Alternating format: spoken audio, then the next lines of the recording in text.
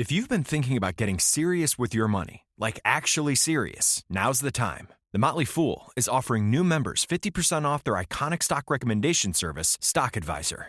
This is the same service that's crushed the market with recommendations that have returned 1,057% since inception, compared to the S&P 500's 180% over that same period. This isn't guesswork. The Motley Fool has a track record of finding companies before they become household names. So if you want to invest smarter and you like saving money while doing it, go to Fool.com/listen to claim your 50% off discount off a 1-year term of Stock Advisor. Again, that's Fool.com/listen. Returns of 1,057% are from the Motley Fool's product Stock Advisor and measured against S&P 500 returns of 180% as of July 10th, 2025. Past performance is not an indicator of future results. All investing involves a risk of loss. Individual investment results may vary. From Hollywood, it's time now for...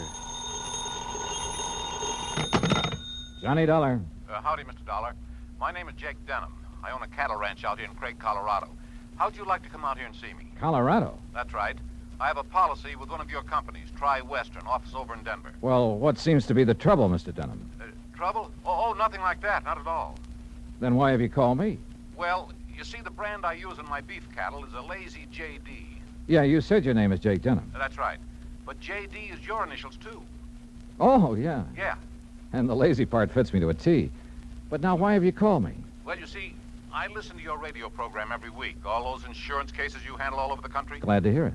And I thought the Lazy JD being your initials, too, and all the local color out here, and, well, maybe you'd like to come and get some local atmosphere for one of your stories. Oh, now, wait a minute, Mr. Denham. If you have some insurance matter you'd like me to investigate... Oh, no. I told you why I thought you ought to come.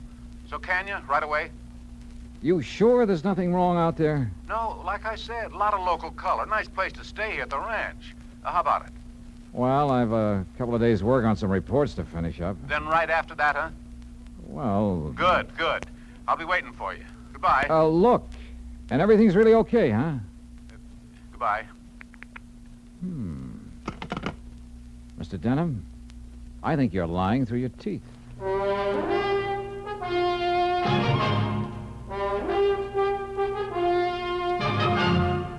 Bob Bailey in the exciting adventures of the man with the action-packed expense account, America's fabulous freelance insurance investigator. Yours truly, Johnny Dollar.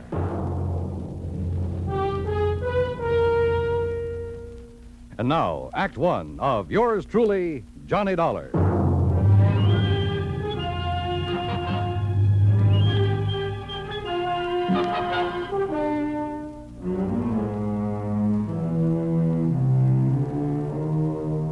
Expense account submitted by Special Investigator Johnny Dollar to the Tri-Western Life and Casualty Insurance Company, Home Office, Denver, Colorado.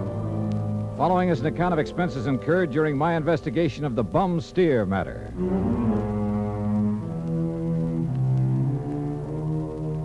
Expense account item 1, 370, long-distance call to Hal Versky, my contact at Tri-Western in Denver. Johnny, good to hear from you. Are you out in this neighborhood? Nope, still in Hartford. Hal, I want you to okay an expense account for me. Well, now that depends. Listen, do you know a client of yours by the name of Jake Denham? Yes. As I recall, he owns a big cattle ranch over near the little town of Craig. Uh-huh. Carries a straight life for something like 40, 50,000. Well, look, I got a phone call from him begging me to come out there and see him. Oh? Something wrong? He says not, but I don't believe him. Well, have you any reason to think something is wrong? Well, only the half-baked excuse he gave me for wanting to see me.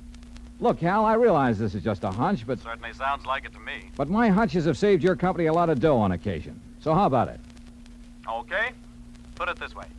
If you run into something out there and clear it up, we'll pay the freight. If not, well, you just go ahead and have yourself a vacation at your own expense, okay? Oh, now, why don't you relax that iron grip on the purse strings for a change, huh? Why? What would you do? Okay, but I warn you, Hal, if this does turn into a case for your company, my expense account is going to knock you right off your feet. Oh, now, wait a minute. Bye-bye. Johnny! It took me nearly 4 days to clear up the reports I had to finish. I wish now it hadn't, that I'd left Hartford immediately. Expense account item 2, $133. Plane fare and all the incidentals I could think of, Hartford to Denver. I got there shortly after 7 a.m. Item 3, $50 deposit on a drive-your-own car, in which I promptly headed north and west on Highway 40. That is, after getting out of the traffic in Denver itself, and believe me, that town has it. The 200-mile drive to Craig was routine, except for the lush green hills, the snow-topped mountains, the vast meadows and forests. Colorful Colorado, they call it, and it sure is. Finally, about noon, I pulled into Craig and stopped at the Cosgrove Hotel for lunch. That's item 4, $3.50. From the waitress, I got directions to the Lazy J.D. Ranch. About 8 miles south on the Yampa River, just off Route 789. You want some dessert? Oh, no, thanks. This is fine. Hey, you one of the relatives? Relatives? Oh, of course not. You're too late. Too late for what? It was real beautiful, though. Half the town turned out for it, and most of the big ranchers. What are you talking about? Oh, my gosh, it's after 1:30. Look, I'm not supposed to be on duty now, and I got a date with my boyfriend. Well, now, Excuse me, now I wait a gotta go. second. Just pay the cashier in the lobby. Well, but look, Okay.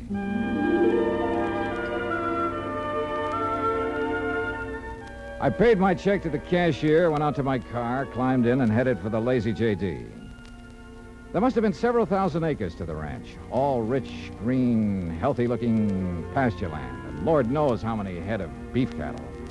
The main ranch house was a rather small but well-kept affair near the gate to the road from the highway.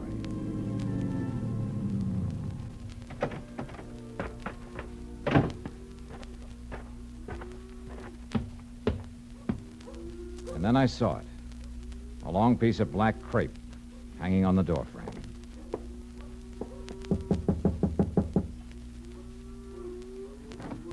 Yes? How do you do? My name is Dollar, Johnny Dollar. Oh, Johnny Dollar. Why didn't you come before? What? He begged you to come, didn't he? To come right away? Mr. Denham? Yes, but I Then told why him didn't you? You might have saved him. Saved him. Yes, saved him. We buried him this morning. And I think he was murdered.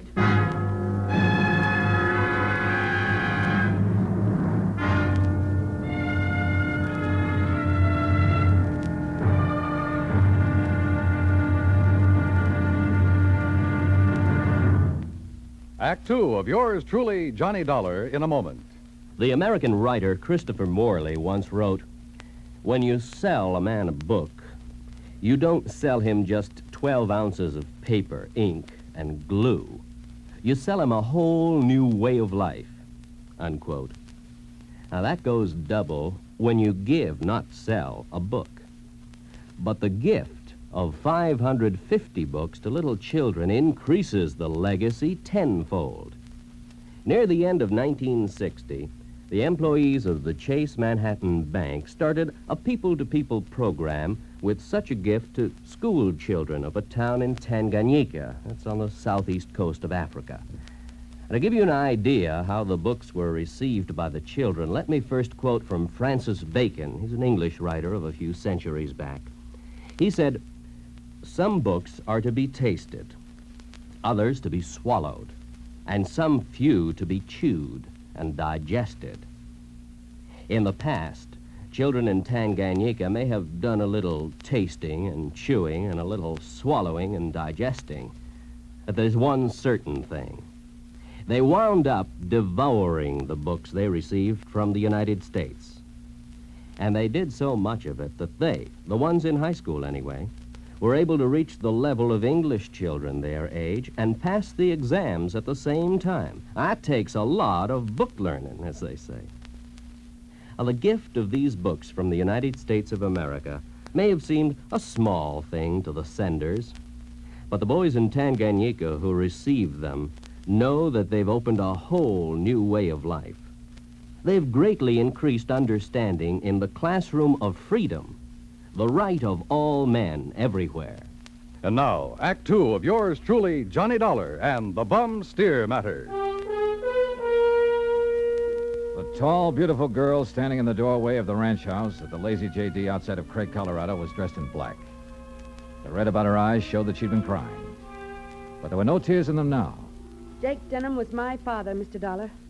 I'm Virginia. And you think he was murdered? Why do you think he called and begged you to come out here? Any idea who might have done it? Yes, Big Mike Craven. Who's he? He owns the Sea Lucky Star and wants to own every other ranch around here, and he will unless somebody stops him. How did your father die? Anthrax. That's what they said it was. I thought that was a disease of cattle. people, too, if they get infected from the cattle. And that's what happened to your father? That's what they say, but there's no anthrax around here. Our ranch is clean. Look, let's go inside and sit down and talk about this. Sure, I'll talk about it. If only somebody will listen. In here, John. Oh, thanks. Are you, all alone? Now that Dad's gone, he and I ran the ranch. Now it's up to me. Sit down. Thank you. Virginia, were you trying to tell me out there that you think somebody tried to infect your herd with anthrax? What would you think? Who was your father's doctor? Dr. Regis Ross from in town. Who are you? Well, my name is Dollar, insurance investigator. Say, you fellas act pretty fast, don't you? Sometimes. Feeling all right now, honey? I guess so. I told the hands that you're in full charge now. They'll take their orders from you. Or from me. Or from... Sure. Sure, I guess that's best. Thank you, Pete. They might as well get used to it, because after we're married... Look, honey, why wait any longer? I know this is a bad time to talk about Yes, it, but I Pete. also know, and you know, that this is no time for you to try to go it alone. But what about your medical school? I'll give it up. This is a lot more important than... Well, you're a lot more important. Oh, look, Jenny, you've stalled me for a long, long time. I know, Pete, because I... Don't you see I can run this ranch alone? No. You need me, honey, and I'm here to help you. Do you know how Dad felt? Sure. That all I wanted was this ranch. The same as he felt about anybody else who ever came here. Just who are you, Pete? This is Pete Kermer, Johnny, my fiancé, I guess. That's right. Didn't I see a Kermer ranch on the way out here, a small one? That's right, my pa's. He's Carl Kermer. Well, what do you think caused the death of Virginia's dad? Just what everybody says, Mr. Dollar. Galloping anthrax from that Hereford. Then why did he send for Mr. Dollar to come? I'm afraid we'll never know, honey. Well, I do. It's because he knew something was going to happen to him. Where is that steer now? Buried. On orders from the vet and the state inspector. Mr. Dollar. Yeah? You said investigator. Hadn't you better talk to Dr. Ross? Yeah, I guess so. Want to let me have his address? Sure. I'll write it down for you. And, while you're at it, tell me where I can find the veterinarian. And that state inspector, too. Huh? Sure. Why not? When I left them, a few minutes later, Pete was still making a quiet, but I must say effective pitch for Virginia's hand. Expense account item 5 cents for a phone call to the state inspector. He told me he'd never seen the infected steer on the Lazy JD, that he was confined to his bed at the time. I called the vet's office, and he was expected back shortly. So I sat around the hotel lobby and glanced over some magazines. And then, in one of them, I found an article that made my eyes fairly pop out of my head. Item 6, I called the vet again. He was in. You caught me just in time, Mr. Dollar. I was about to drive over to the Sea Lucky Star Ranch for dinner. Mike Craven and I are old friends. That's so? Yes, ever since we roomed together at college. Oh, I see. I understand you're the man who spotted the anthrax out at the Lazy JD. Yes, sir, that's right. Just that one Hereford. How it ever got to him, I'll never know. The rest of that herd's absolutely clean. Got poor old Jake Denham, too. You think he became infected from that steer? Well, how else could it be? Galloping anthrax. Just like that. Doctor, where is that steer buried? Do you know? Yes, I had it buried myself. It's some miles out in the far corner of the Lazy JD property. Then phone the Sea Lucky Star and call off your dinner date. You and I are going out to take a look at that carcass. Oh, no, just a minute, young fellow. You're investigator, did you say you are? That's right. Well, I suppose you have some authority. What I don't have, I can get. Tell me, Doctor, is there some reason why you don't want me to see the carcass of that steer? Oh, no. Well, let's go. Along the way, we picked up two fellows who were handy with pick and shovel. It was almost dark now, so I bought a couple of powerful flashlights at one of the local hardware stores. That's item 7, 925. It took a couple of hours for the two men to dig down to the carcass of the steer, but they finally exposed one flank of the unfortunate animal. Yeah, so you sure planted this critter deep, Doc. But there's part of him. Give us a few more minutes, we'll have it. No, wait. Huh? Mr. Dollar, come down here into the hole. Sure. What's the matter, Doc? The color of that carcass. I don't understand this. What are you talking about? Well, this doesn't make sense. The deterioration and putrefaction that always occurs, well, it simply isn't here. You mean it's possible it wasn't anthrax killed this steer? But I'm sure that all the symptoms, the swellings in the subcutaneous connective tissues, in the interstices of the muscles and lymphatic glands, and in the membranes of the mouth and tongue, they were all there, and they were edematous, too. Could some poison have possibly produced those symptoms? Poison? Yeah, look, I read in a magazine this afternoon that strychnia often produces symptoms very much like those of tetanus, lockjaw. Yes, that's true. But a poison that would... Good heavens. Yeah? Why, I haven't heard of it since my college days. Quintanogen sulfide. But why? Good question. No, Dollar. Because it wouldn't explain the death of old Jake Denham. If it was anthrax. What? Or was he poisoned, too? Good heavens, you mean you Wait a think minute, that he... wait a minute. Doctor, the brand on the rump of this animal. Well, that's Denham's own brand, the Lazy J. Yeah, but it looks to me like it was put on over another brand. Yes. Yes, you're right. Any way of finding out what the original brand was? No. Yes, Mr. Dollar. The other side, the inside of the hide might show it. Then, Doctor, you got a skinning job to do. All right, hand me my bag there, please. Okay, here you are. Go to it, Doc. Thank you. Oh. That poison, how much to infect a man? Well, even a small scratch on the skin could absorb enough to be fatal. No wonder the Dr. Ross... Ross was the one who treated Jake Denham, huh? Yeah, no wonder we couldn't understand why death came so... Well? No. Can you see what the original brand was? Yes. Yes, I can. I'm afraid so. Let me hold the light a little. Oh. I see. But I can't believe it, Mr. Dollar. Pretty clear, though, isn't it? See Lucky Star. Act 3 of yours truly, Johnny Dollar, in a moment. A couple of 1,000 years ago, the ancient sage Diogenes remarked that all things are in common among friends. Well, he didn't mean that only material goods were in common among friends, but that they shared their troubles as well. For a long time, the United States Armed Forces have been a friend in time of need, during fires, floods, and pestilence all over the world.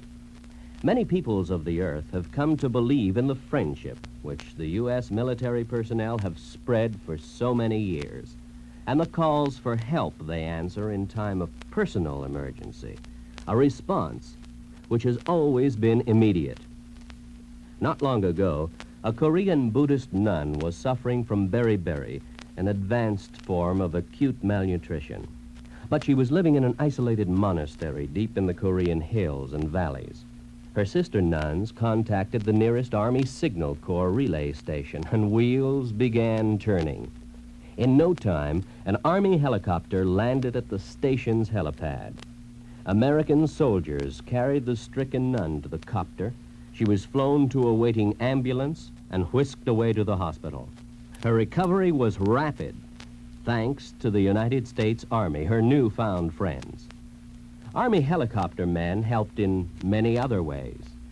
Over the 108 islands of the Ryukyus that spread from southern Japan to northern Formosa, Army helicopters are constantly whirling their blades as they hop from one island to another on missions of mercy. They bring food donated by American women on Okinawa, or they bring vital medicine to save a life. They also bring friendship and understanding and freedom, the right of all men everywhere. And now, Act 3 of yours truly, Johnny Dollar, and the Bumsteer matter.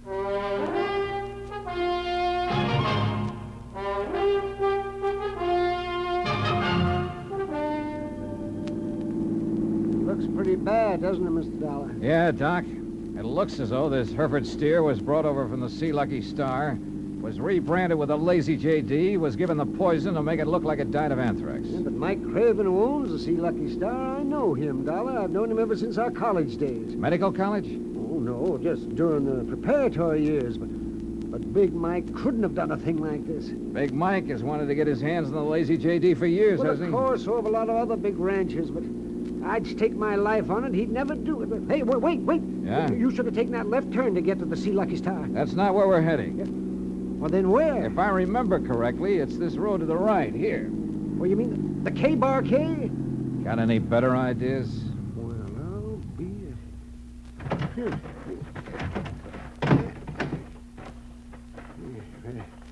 The ranch house is dark. It won't be for long. Would you call this a good ranch, Doc? No, old Carl has been just a hanger-on. He hasn't made the place pay for quite some... What's going on out there? Who is it? Johnny Dollar, Pete. Oh? I want to talk to you. Oh, sure. Door's open. I'll be right down. Come on, Doc.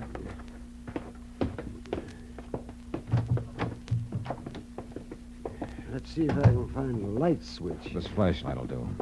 And we're going on upstairs. Huh? Wait down there. I'll be right down. We'll be right up. Well, now, wait a minute, if you don't mind. Wow.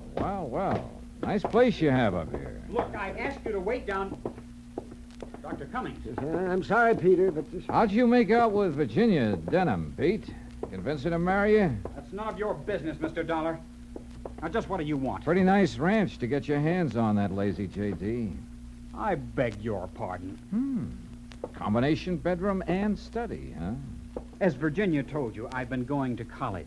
Yeah, medical school. Nice set of books you have here. Of course, I'll have to give that up now. Oh, you're going to have to give up a lot of things. What? Where did you get it, Pete? What was the name of that stuff, Doctor? Quintanogen sulfide. What do you know about... Well, I don't know what you're talking about. then why the marker in this book on toxicology? Marker? That was a foolish thing to do, Pete. A dead giveaway. Yeah, I told you. I don't know what you're talking about. Yep, right here. Quintanogen sulfide. I never heard of it. You're lying, Pete. No. Giving it to that Hereford was probably a cinch. Listen, you... But how did you give it to Jake Denham? Dollar, that's something you'll never live to know. Oh, look, now, wait a minute. Put the thing away. No! Now stand back! I said look out, you... Stop! Oh, thanks, Doc. I guess he'd forgotten all about you until you landed that chair on his head. Yes. Now, I suppose I'll have to patch this... patch him up a bit. Oh, absolutely. He'll have to look nice for the trial, won't he, Doc?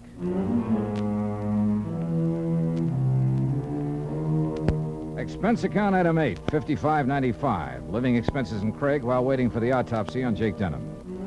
And yes, the same drug was used on him as on the Hereford steer. A small bottle of the rare drug was found in Pete Kermer's trunk. So Pete's not only lost a chance for a nice ranch, but for living very long. Expense account total, including incidentals and fare back to Hartford, $618.50. On second thought, how's about just sending that check to the community chest? Then I'll feel a little better about this case. And about myself, too. Yours truly, Johnny Dollar.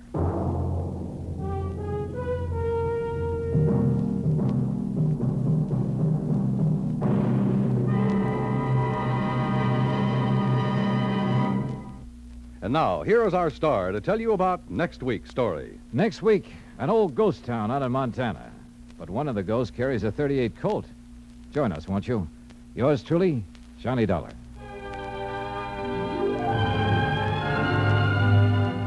Yours truly, Johnny Dollar, starring Bob Bailey, originates in Hollywood. It is produced and directed by Jack Johnstone, who also wrote tonight's story.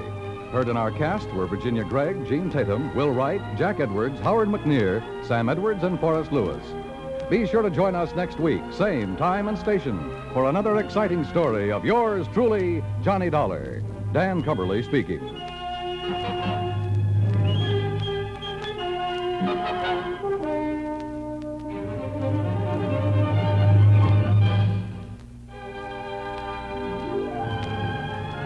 This is the United States Armed Forces Radio and Television Service.